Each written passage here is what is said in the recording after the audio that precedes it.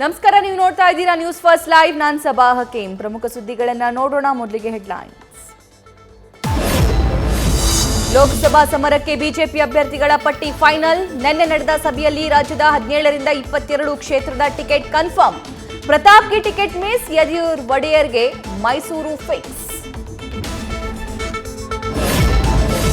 BJP CEC ಸಭೆ ಮುಗಿತಾ ಇದ್ದಂತೆ Pratap Simha Facebook live. Ticket miss ಮಾಹಿತಿ, ಸಂಸದನ ಕಣ್ಣೀರು. ತಾಯಿ ಚಾಮುಂಡಿ ನಿರ್ಧಾರ ಮಾಡ್ತಾಳೆ ಎಂದ ಸಿಂಹ.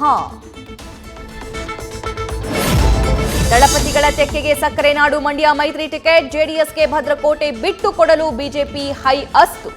ಕಮಲ ಟಿಕೆಟ್ ನಿರೀಕ್ಷೆಯಲ್ಲಿದ್ದ ರೆಬಲ್ ಲೇಡಿ ಸುಮಲತಾಗೆ ಕೋಕ್.